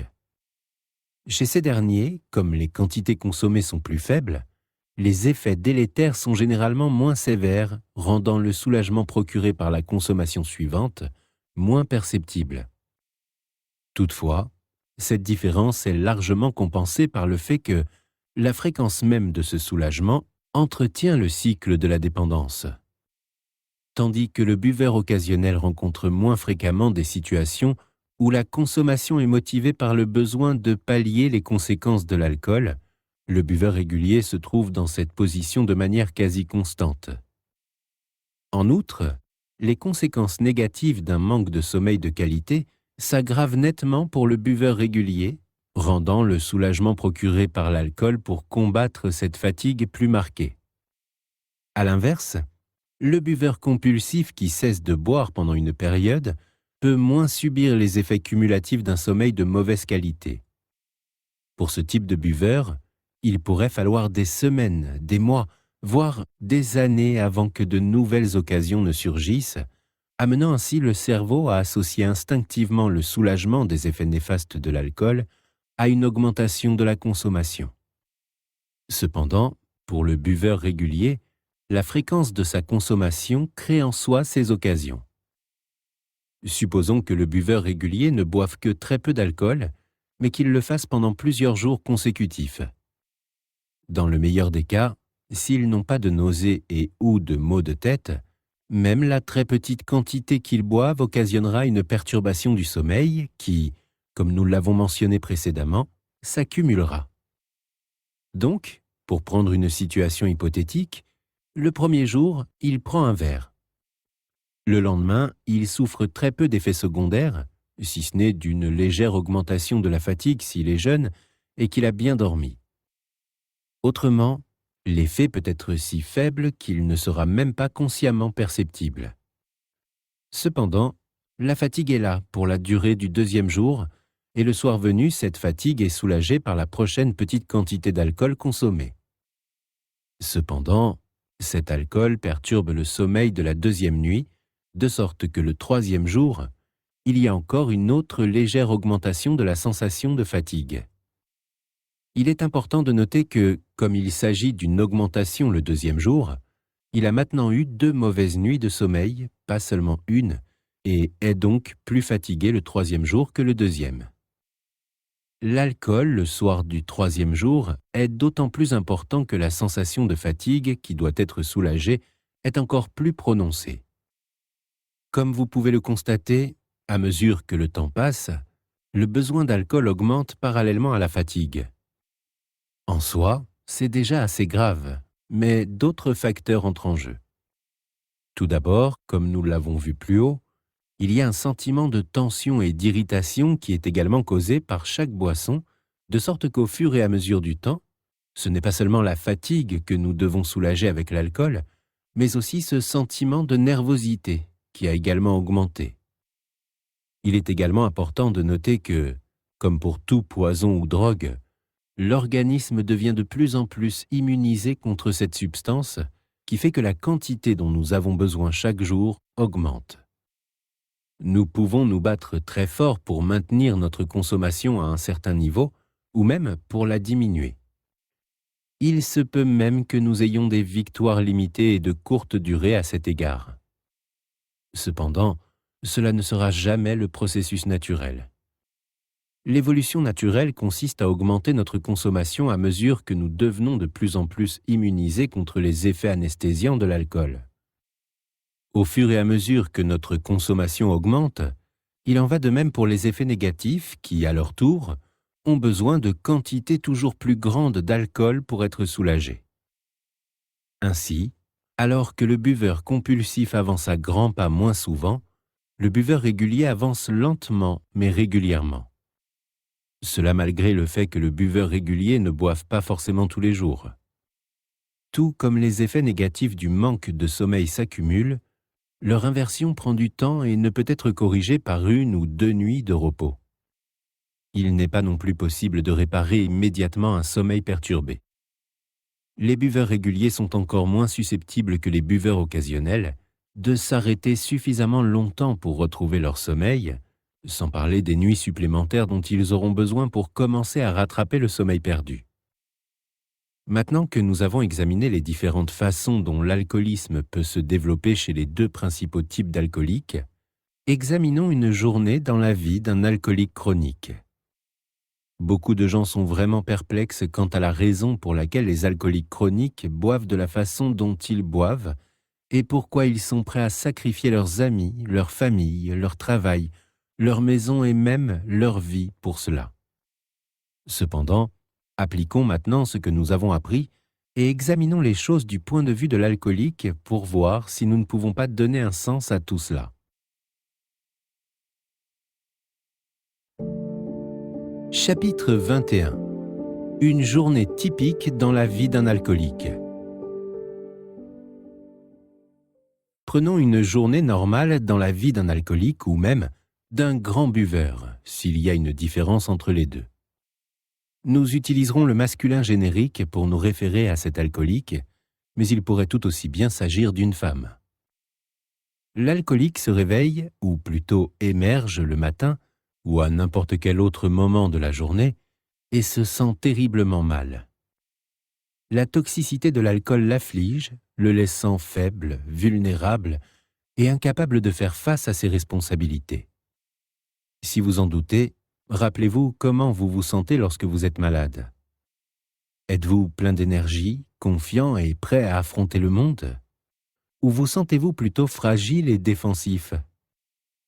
Notre état physique influe directement sur notre état mental. C'est un principe naturel. Un animal malade ne devrait pas chercher à se battre, à se reproduire, à chasser ou à défendre son territoire. Il a besoin de temps pour guérir afin d'améliorer ses chances de survie. La nature s'assure donc qu'un animal affaibli perde toute confiance en lui et renonce à ses activités.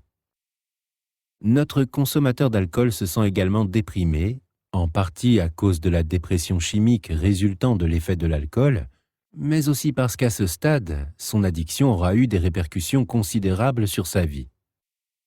Il est confronté à des problèmes relationnels, de santé, professionnels et de logement. Ces difficultés suffiraient à provoquer la dépression chez toute personne saine et confiante.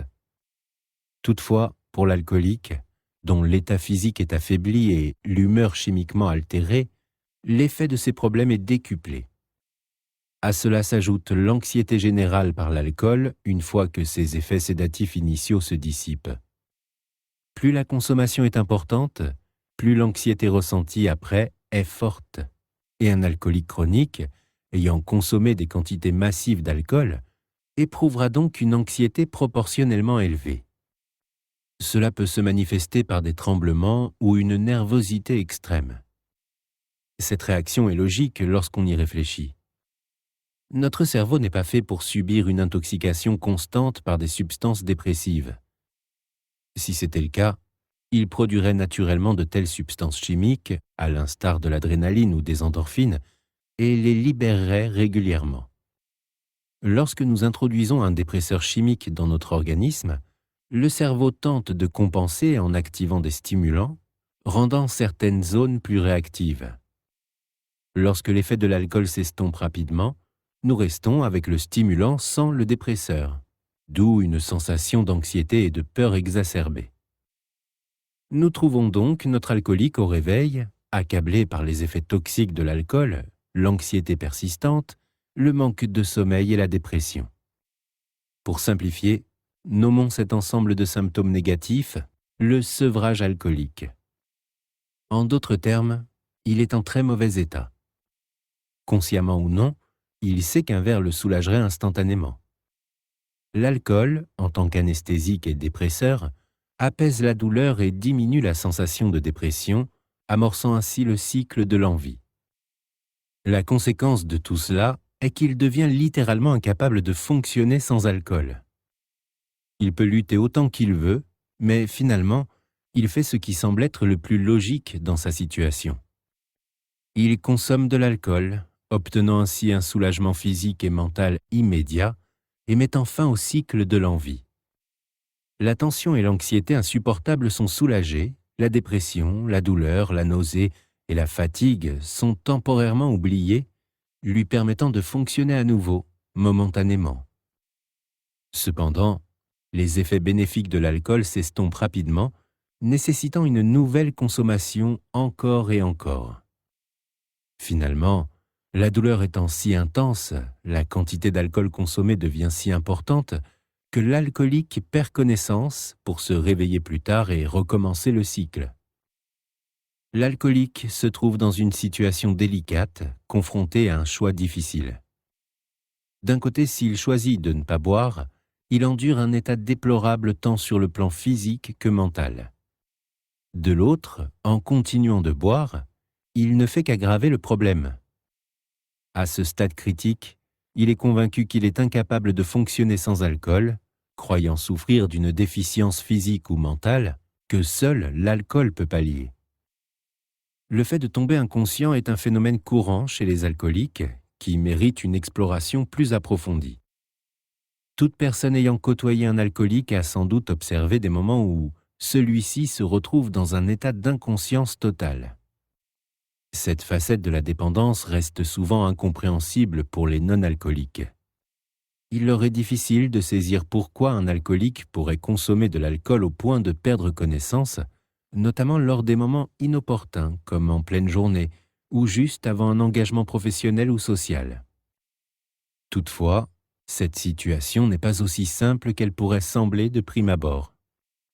L'explication donnée précédemment offre une perspective permettant de mieux comprendre ce comportement. Examinons cela du point de vue de l'alcoolique. Il est en plein sevrage alcoolique. Pour l'alcoolique, le sommeil semble être hors de portée. En réalité, dormir est probablement ce qu'il peut faire de moins.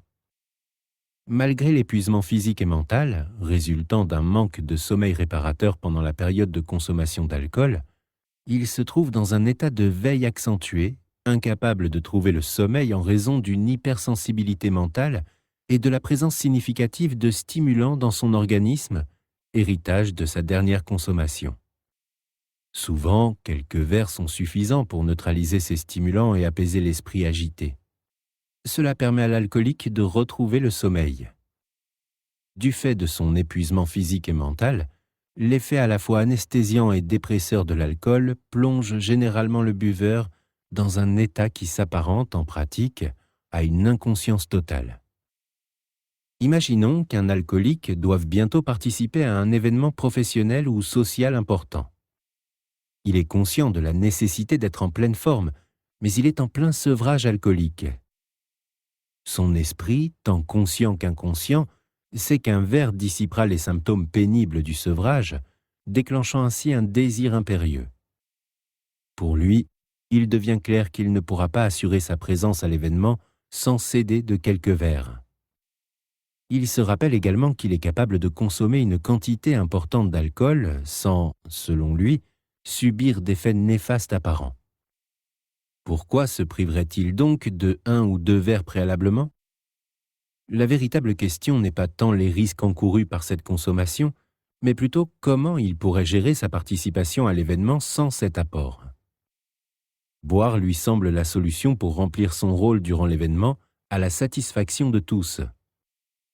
Toutefois, le problème est que, dès que l'alcoolique a bu suffisamment pour se sentir capable de fonctionner, il a également, de par la nature de l'alcool, ingéré assez pour neutraliser l'effet stimulant. Cet effet stimulant, bien que profondément désagréable, était en fait ce qui maintenait éveillé un corps et un esprit épuisés à l'extrême. Il a donc supprimé le seul élément qui le gardait conscient. Dans ces conditions, l'alcoolique peut très rapidement passer d'un état de calme relatif à une inconscience totale en quelques minutes. De plus, il est important de se rappeler que l'alcool met un certain temps à agir une fois ingéré. Ainsi, si l'alcoolique boit très vite, comportement probable en raison de son désir urgent de mettre fin à son malaise, il aura consommé 2 ou 3 verres de plus avant que les effets des premiers ne commencent à se manifester. Lorsque ces effets tardifs apparaissent, il n'aura pas seulement atteint un équilibre entre la stimulation et l'anesthésie, mais il aura également dépassé ce point, exacerbant son état. l'alcoolique n'est pas une personne de mauvaise nature. Il se trouve plutôt dans une situation extrêmement difficile et tente de faire les choix les plus judicieux possibles étant donné sa condition. Toutefois, en raison d'un manque de connaissances et de nombreux malentendus concernant l'alcool, il finit presque toujours par prendre la décision regrettable de continuer à boire. Cette erreur n'est pas due à un défaut de caractère, mais résulte plutôt d'un accès insuffisant à l'information nécessaire pour faire un choix éclairé.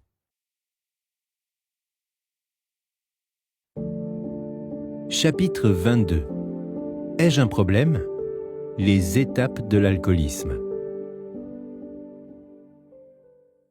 Comme on peut le voir, le processus rendant une personne alcoolique est très subjectif, impliquant une interaction complexe des facteurs chimiques, physiologiques et mentaux. Il existe également un désaccord notable sur la véritable définition d'un alcoolique, résultant de l'incapacité de la société à préciser le terme. J'ai longtemps cru qu'être alcoolique signifiait consommer autant d'alcool que possible en tout temps, incapable de passer une journée ou même une heure sans boire. Cette perception m'a retardé dans la reconnaissance de mon propre problème. Je pouvais arrêter de boire. Donc, à mes yeux, je n'étais pas alcoolique. Je me trouvais à boire de plus en plus souvent, à toute heure, dès que je reprenais conscience, mais ne me voyais pas comme un alcoolique parce que j'arrêtais régulièrement pour des jours, des semaines ou même des mois. Si être alcoolique signifie avoir une forte inclination à continuer de boire une fois commencé, alors une grande partie des buveurs pourraient être considérés comme alcooliques. Nous ne devrions pas nous préoccuper outre mesure de la définition exacte du mot alcoolique. Ce qui importe réellement est de comprendre notre processus de consommation d'alcool, incluant le début, la fin et les étapes clés. Avec cette compréhension, nous obtenons une perspective sur l'ensemble du processus et pouvons estimer où nous nous situons. Déterminer si nous sommes à 25%, 50% ou 100% de notre voyage avec l'alcool relève de notre appréciation personnelle et de notre propre définition. Il est utile de considérer notre vie de buveur comme un voyage. Dès notre petite enfance, nous n'avons pas seulement une absence de désir de boire, mais nous ignorons même l'existence de l'alcool. À l'autre bout du spectre, certains individus consomment autant d'alcool qu'ils le peuvent à chaque heure, à l'exclusion de presque tout le reste. Il devient donc évident que réfléchir à notre voyage dans notre relation avec l'alcool commence par notre premier verre. Le désir de consommer de l'alcool se forme en nous bien avant notre première gorgée, influencé par les exemples de buveurs dans la réalité, les films et les livres. Observant les autres prendre plaisir à boire, nous sommes naturellement tentés d'essayer. L'expérience du premier verre varie pour chaque individu, dépendant largement du contexte de sa consommation. Dans des situations de peur ou d'intimidation, comme lors des tentatives de socialisation, ce premier verre peut apparaître révélateur, transformant une personne timide en quelqu'un d'extraverti. Ce premier contact avec l'alcool peut donc créer l'illusion d'une complétude, suggérant faussement une dépendance pour se sentir entier. En réalité, cette perception est une illusion. Le bonheur aurait pu être atteint sans l'alcool, et tout sentiment de nervosité aurait été naturellement ressenti par quiconque dans une telle situation. D'autre part, consommer de l'alcool dans un contexte totalement différent peut produire un impact radicalement distinct. Par exemple, mon premier verre, je l'ai pris avec mon meilleur ami de l'époque. Nous étions seulement tous les deux et j'étais parfaitement à l'aise. Sans aucune trace de stress ou d'anxiété, nous nous sommes assis sur un banc dans une rue tranquille de Raynes Park, une banlieue verdoyante du sud-ouest de Londres. Nous avons bu de la bière. L'effet était étrange, mais ni agréable ni désagréable. Je me sentais légèrement étourdi et idiot, probablement parce que je n'étais pas enclin à la dépression à cette époque et que je ne ressentais ni peur ni malaise.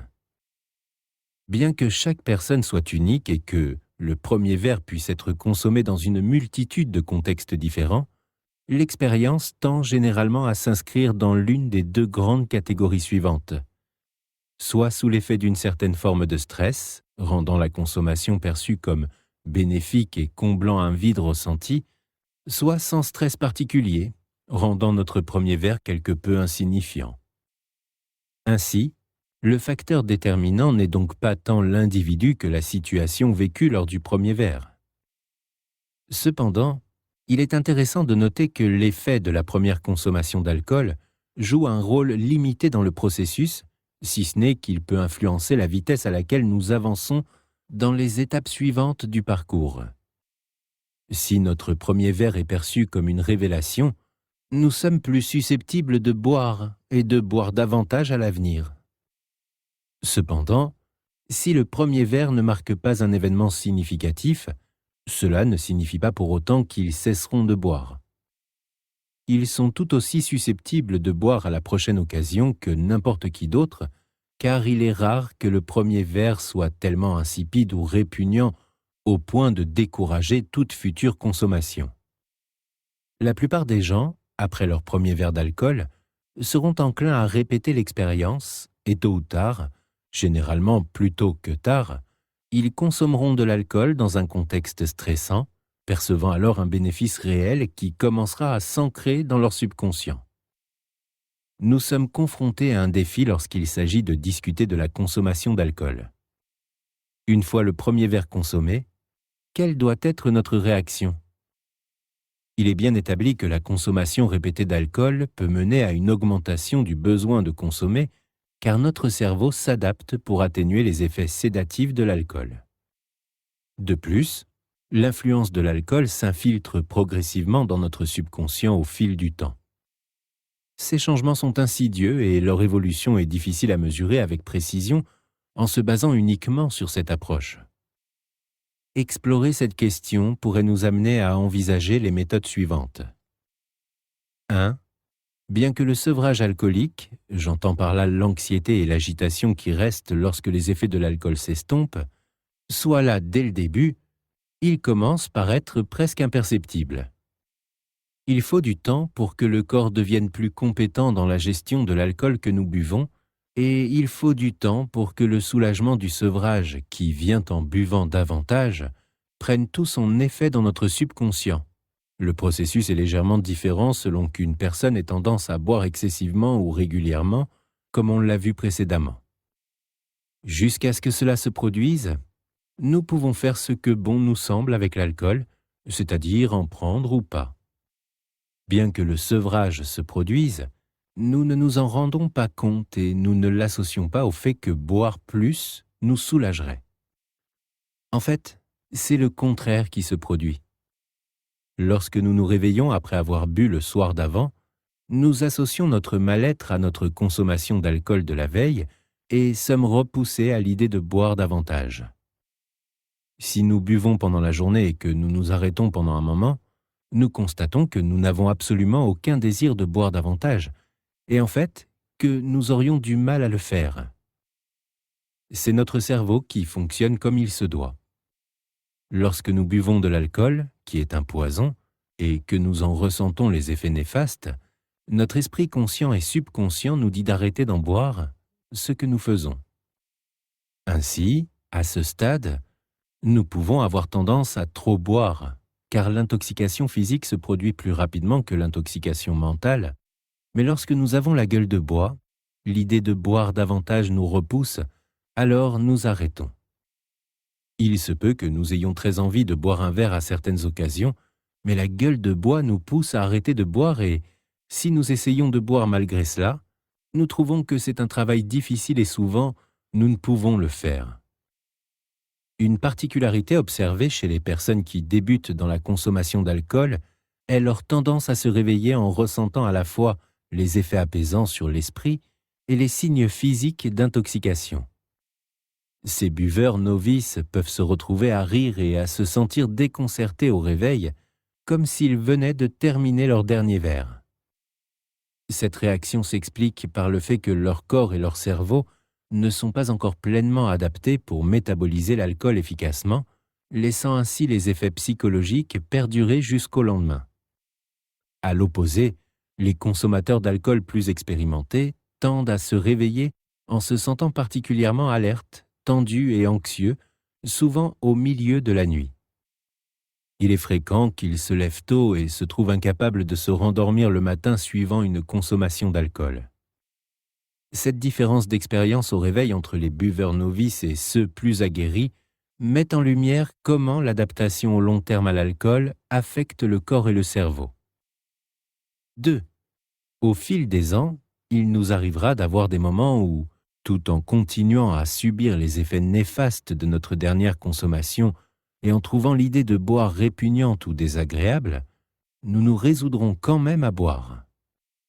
À chaque fois que cela se produit, notre subconscient enregistre une leçon. Les symptômes désagréables post-alcooliques peuvent être atténués plus efficacement et plus rapidement en consommant un autre verre.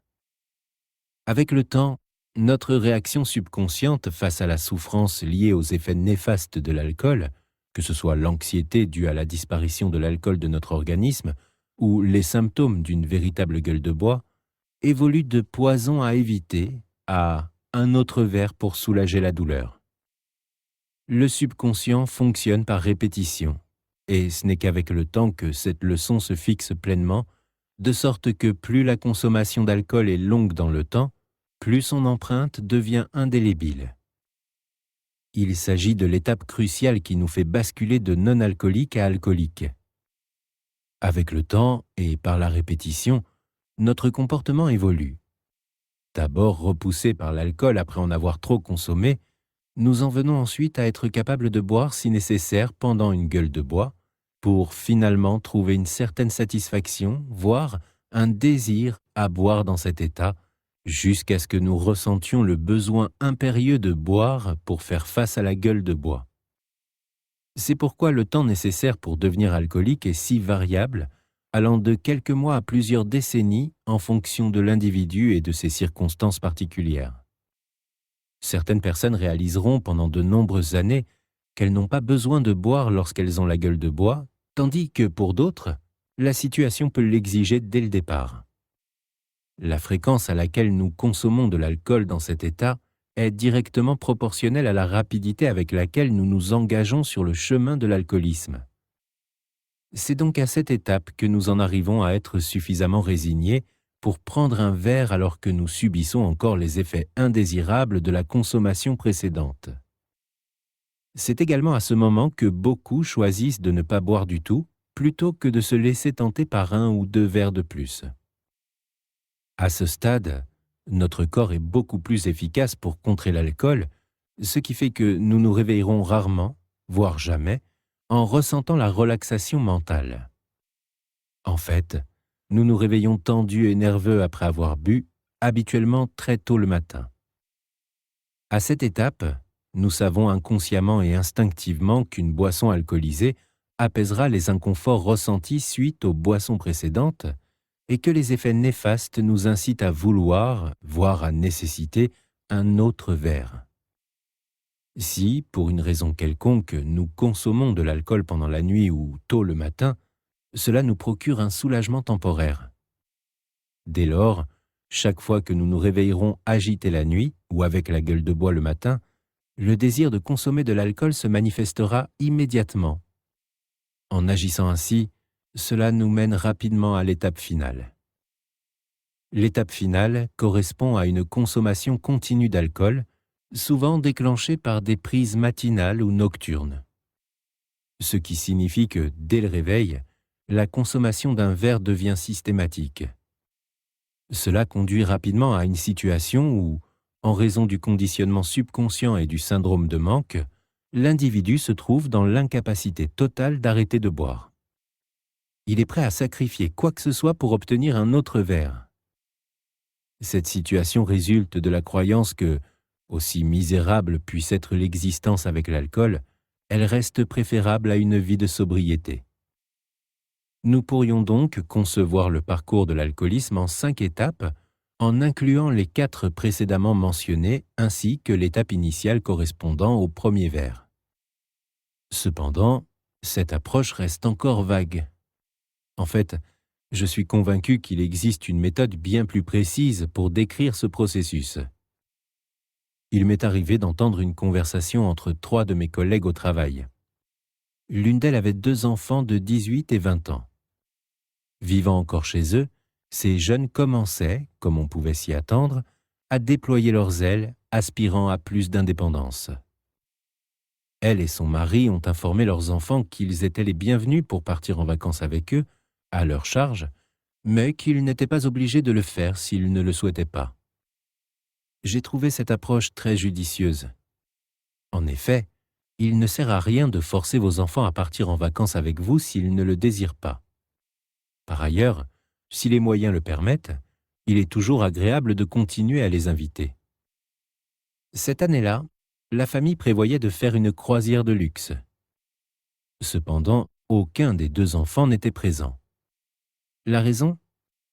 La croisière, opérant sous pavillon américain, imposait l'âge légal américain pour consommer de l'alcool, fixé à 21 ans, empêchant ainsi les 2 jeunes de boire à bord. La conversation a vite tourné autour de leur choix de ne pas participer, justifié principalement par le fait qu'ils ne pourraient pas y consommer d'alcool. Tous trouvaient cela compréhensible, y compris la mère qui partageait cet avis. Quant à moi, j'ai choisi de ne pas exprimer mon opinion. Pour mettre les choses en perspective, l'opportunité offerte était celle de vacances uniques et entièrement payées. Cependant, la raison principale de leur choix de rester à la maison n'était pas l'envie d'avoir la maison pour eux ou d'organiser des fêtes, mais l'impossibilité de boire pendant ces vacances. À préciser, ils ne sont pas des buveurs excessifs. Ce sont plutôt 2 étudiants jeunes et prometteurs. Bien sûr, d'autres raisons pourraient avoir influencé leur décision de décliner l'invitation, notamment le désir d'avoir un peu d'indépendance. Néanmoins, il était globalement admis que leur choix était raisonnable étant donné la restriction sur la consommation d'alcool. Je suppose donc que ces 2 jeunes n'ont pas de problème avec l'alcool, sinon la conversation aurait pris une tournure très différente.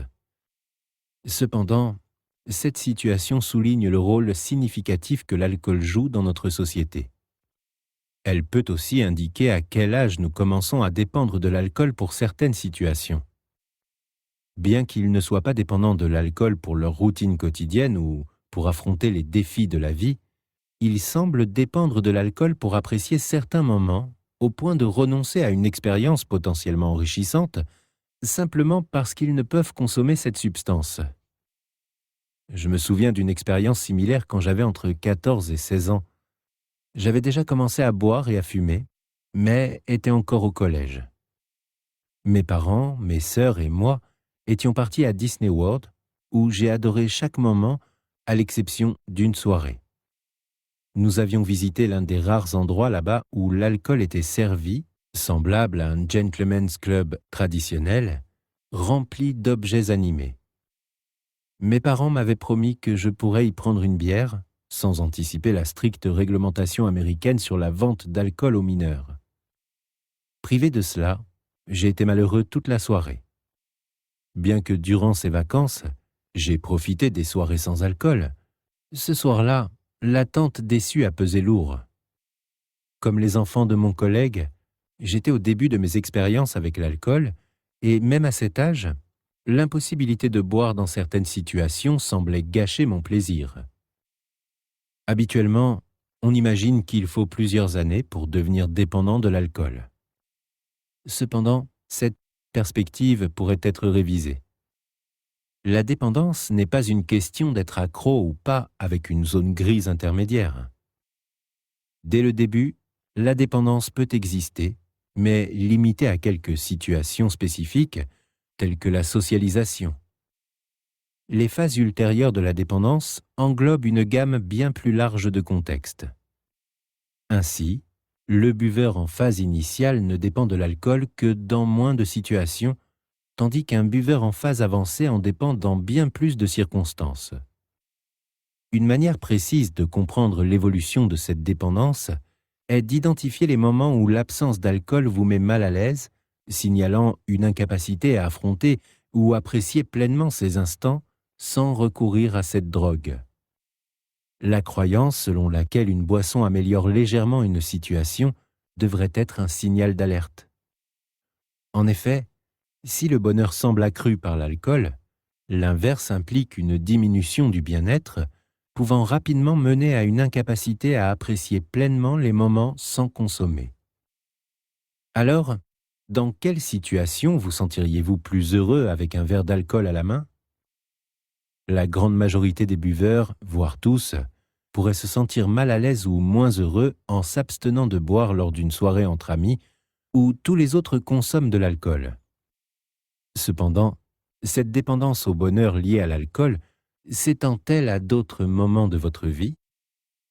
Êtes-vous plus heureux en buvant à chaque dîner, chaque soir, à chaque déjeuner, durant tous les week-ends, lors de chaque match sportif, face à chaque contretemps, dispute ou mauvaise journée au travail, dès le réveil chaque matin?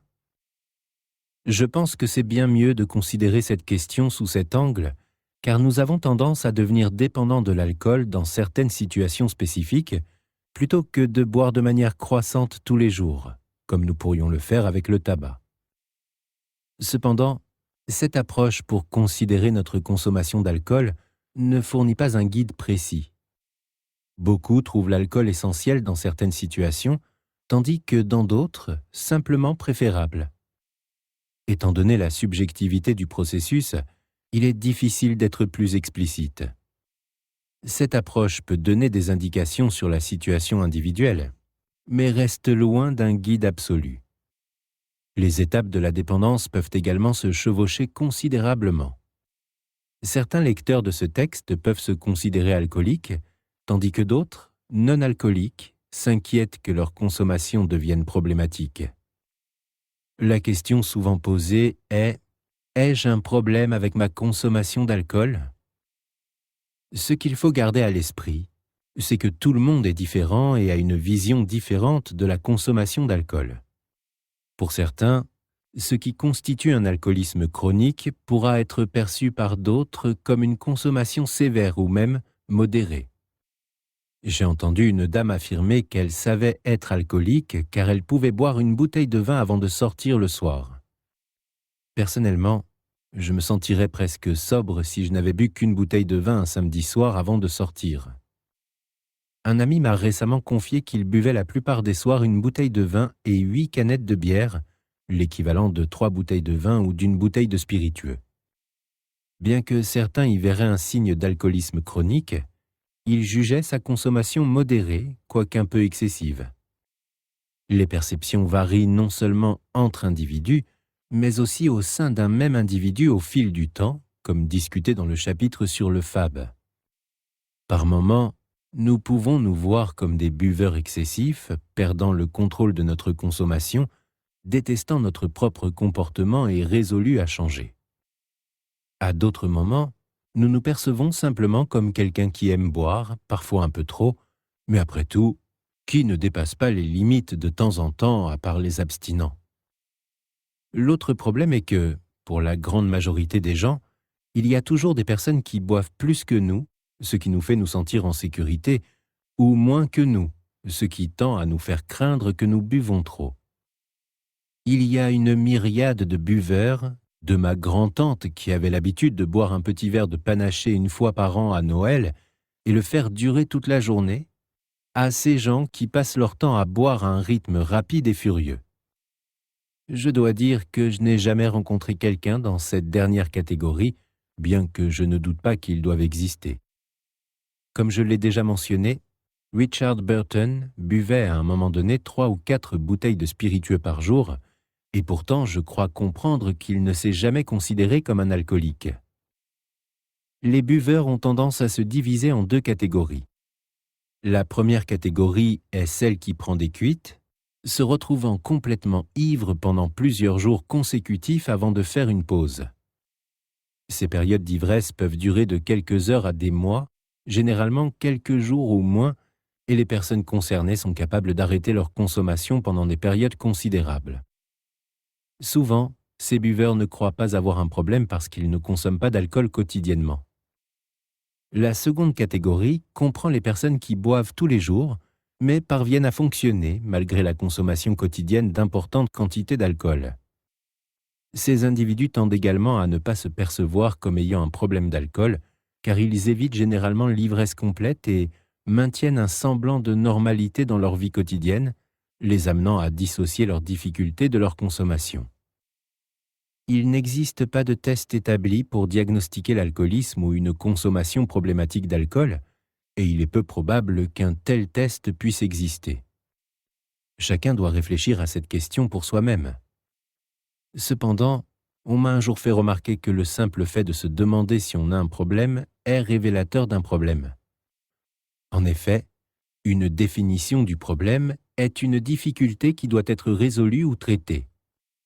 Le simple fait que cette question se pose à vous signifie que vous êtes confronté à quelque chose que vous cherchez à résoudre. Donc, par définition, vous êtes face à un problème. Cela est d'autant plus vrai que les buveurs ont souvent tendance à souhaiter que leur consommation ne pose pas problème, minimisant les signaux d'alerte aussi longtemps que possible. Ainsi, pour la majorité des gens, atteindre le point où ils ne peuvent plus nier que leur consommation d'alcool pourrait être problématique indique clairement l'existence d'un problème, probablement depuis un certain temps. Il est important de souligner que décrire le développement de l'alcoolisme comme un voyage, débutant avec le premier verre, suggère que c'est une trajectoire que peut potentiellement emprunter toute personne qui consomme de l'alcool. Toutefois, devenir alcoolique n'est pas immédiat après la première consommation. Il s'agit d'un processus graduel s'étalant sur plusieurs années. Imaginer cela comme un voyage peut aider à comprendre. Partant de l'abstinence, ce chemin peut, dans certains cas, mener à l'alcoolisme chronique, bien que chaque individu vive cette expérience de manière unique. Nous avançons sur ce chemin à différentes vitesses, déterminées par nos circonstances particulières, telles que notre force physique déterminant combien nous pouvons boire, les circonstances de notre premier verre, par exemple, s'il est perçu comme réconfortant dans un moment de stress, les habitudes de consommation de nos amis, familles et collègues, souvent dans cet ordre, la disponibilité des boissons alcoolisées, influencées par des lois, coutumes locales et nos moyens financiers et la culture alcoolique de notre société. Certaines personnes, en raison de leur situation particulière, entament ce voyage mais décèdent avant même d'avoir parcouru un dixième du chemin, comme ma grand-tante qui, tout en ne buvant qu'un verre de panaché par an à Noël, est décédée dans les années 90. D'autres parcourent l'intégralité du chemin en quelques années seulement, à l'image de musiciens à succès et d'acteurs souvent sous l'influence et bénéficiant parfois de l'accès gratuit à ces substances. Encore d'autres avancent rapidement sur une partie du chemin, puis ralentissent jusqu'à un arrêt virtuel à certaines étapes. Un cas typique est celui du buveur dont le subconscient associe désormais la consommation d'alcool au soulagement des effets néfastes précédents, mais qui s'abstient de boire le matin ou lorsqu'il se réveille anxieux la nuit, ne complétant ainsi jamais le cycle de consommation constante. Il se limite à boire le soir, passant ses journées à endurer le sevrage en attendant le soulagement du soir. Pour conclure ce chapitre, notons qu'il ne suffit pas de se demander « Ai-je un problème ?» La vraie question à se poser est donc « Est-ce que cela en vaut la peine ?» Est-ce que les bénéfices que vous retirez de votre consommation d'alcool surpassent les inconvénients qu'elle engendre? Si la réponse est non, la démarche logique et saine serait d'arrêter ou de modérer votre consommation. Encore une fois, examinons cette question de manière logique et objective. Prenons un exemple courant. Vous êtes stressé et malheureux, alors vous prenez un verre et vous sentez mieux. L'alcool vous offre un coup de pouce, un avantage concret, définissable et véritable. Vous vous sentez mieux qu'avant de boire. Mais est-ce que, globalement, c'est un gain ou une perte? L'effet de l'alcool disparaît rapidement. Vous vous retrouvez exactement dans la même situation initiale, votre problème persistant, vous préoccupant à nouveau une fois l'effet passé. De plus, cela perturbera votre sommeil, entraînant un stress physique et mental le lendemain. Il est également très probable, et soyons honnêtes, que vous ne vous contenterez certainement pas d'un seul verre. Il y a de fortes chances que vous en preniez quelques-uns, de sorte que le lendemain vous aurez non seulement le problème initial et le stress supplémentaire d'une mauvaise nuit de sommeil, mais aussi, à un degré plus ou moins grand, une véritable gueule de bois, ou à tout le moins l'anxiété supplémentaire causée par les autres stimulants que votre corps a libérés pour neutraliser l'alcool. Dans l'ensemble, c'est bien pire pour vous d'avoir bu de l'alcool. Vous avez peut-être reçu un coup de pouce immédiat que vous avez remboursé, en plus d'une somme considérable. Pensez à l'alcool comme un usurier, quelqu'un qui prête de l'argent à un taux d'intérêt exorbitant. Jamais, au grand jamais, vous ne rembourserez moins que ce que vous empruntez. Tout ce que vous pouvez espérer, c'est un sursis à très court terme, après quoi votre situation sera pire que jamais. Vous empruntez 10 € et vous obtenez un coup de pouce immédiat de 10 €, mais dès le lendemain, vous devez rembourser 20 €. Soit vous souffrez d'avoir à rembourser ces 20 € le lendemain, soit vous empruntez 20 € supplémentaires pour rembourser les 20 € que vous devez. Mais le lendemain, vous devez rembourser 40 €. Encore une fois, soit vous souffrez de la douleur de rembourser ces 40 €, soit vous empruntez à nouveau et remboursez encore plus le jour suivant, et ainsi de suite. Vous devriez maintenant avoir une meilleure idée de la façon de déterminer si vous avez un problème d'alcool. Plus important encore, vous devriez réfléchir à votre volonté de laisser l'alcool occuper une place dans votre vie. Si vous avez conclu que vous avez un problème d'alcool, ou que l'alcool n'est pas ce que vous imaginiez, et que vous ne souhaitez plus continuer à boire, sachez qu'il y a un autre aspect crucial dont vous devez être conscient. Chapitre 20.